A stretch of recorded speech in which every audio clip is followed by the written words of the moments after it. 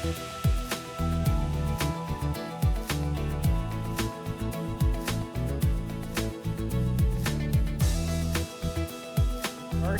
you are watching Beyond the Politics, a regular examination of the events happening right here in the Quinte region and the people who work so hard behind the scenes to make it all happen. My name is Paul Martin. Colin McKay could not join us tonight, but I am joined by Councillor Carol Feeney of the City of Belleville from Ward 1. Thank you for joining us again, Carol. Well, thank you very much for having me. Before we talk about that, those were the predictions, and we're going to talk about that in a second. But first, and very quickly, we lost a giant in the Quinte region last week, Mr. John Smiley, former owner of Smiley's Independent Grocer in Trenton, avid supporter of the hospital foundation and the doctor recruitment efforts in the region, so many causes, including Rotary, and there's not a single person in the Quinte region who didn't know of John Smiley, his amazing family, and their generosity and support. So it was quite shocking when he passed away suddenly last Wednesday at the age of 64. Our thoughts go out to the Smiley family, to everyone who's associated with Smiley's Independent in Trenton, and everyone with the Hospital Foundation and all the causes that he helped to support over the years, because there just are not many people of his stature that care as much as he did and did as much as he did to support the community. So that is a huge loss for us here in the Quinte region. So Carol, just your thoughts on that before we go on? Well, as you say, it's a huge loss to the community, and you know, the efforts that he made and all the people around him. He was very committed to the community, very committed to the Hospital Foundation. You know, people that were his clients and whatever loved him. You know, it was just, it is a loss to our community, and I also can send condolences to the family and friends. Moving on, that was actually, that I thought Thursday of last week was only going to be about the election, and news of that emerged first, and then we barely had time to digest that before Ontario changed, or did it?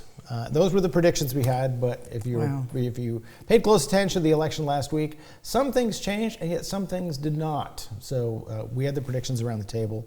Lauren Brooker of the Lauren Brooker Show was here, Colin and myself. And Lauren and I said conservative majority, which is the way the polls were heading.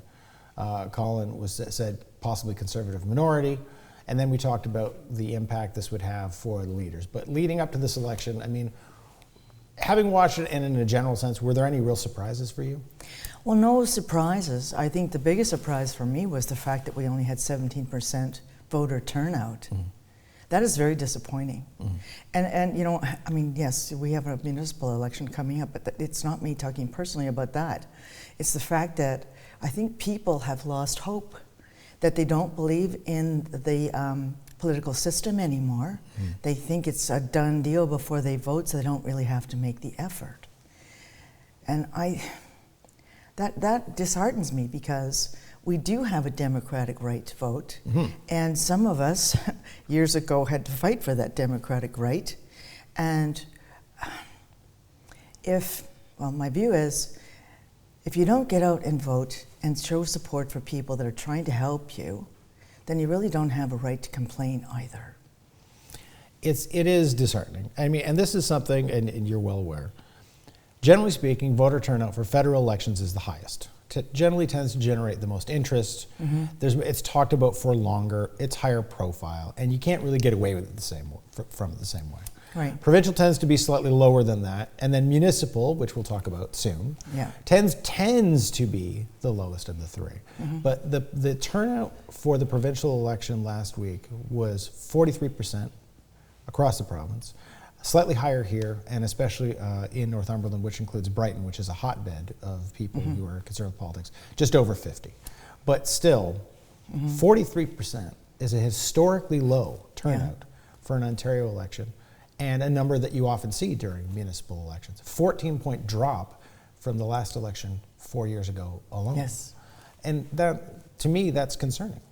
If you have only 4 in 10 people deciding the fate mm-hmm. of the rest of the people in the province, that's not a ringing endorsement of democracy. Not at all. And again, my first campaign was in 2018, and I talked to other people that I knew that were very involved, you know, in provincial and federal politics, thinking that they might be able to give me some help and advice. And basically their view was, well, we don't really get involved in municipal politics. You know, they're more involved in provincial and federal. Because again, I suppose it's because of the party structure and not the individual one. Sure. But no, I hope that we can do some kind of resurgence to get people to feel confident that their vote matters. You know, I think people think, well, you know, that person's going to get in or that person's going to get in, so my vote doesn't matter. It does matter. Shifting now from that to something a little bit more local, though of course that affects everyone across the province. Municipal elections are going to be coming up, and we can talk about maybe how to get people more involved. But one of the ways is to have good candidates. Speaking of which... Well, you know, some people think I just got there by default, but you know what? I did campaign like everybody else. And I have to tell you... First of all, before we go any further, you have refiled to run again for the fall. I did on Monday. Yes, I did.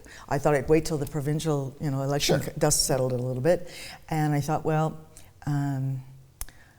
first of all, I really think I should just get an extension rather than having to run again. Well, think about it, okay? I came in last April, you know, because Ryan Williams decided to go for federal politics, and that made a seat vacant for me because of the results in the last election. So I've been in the seat since April.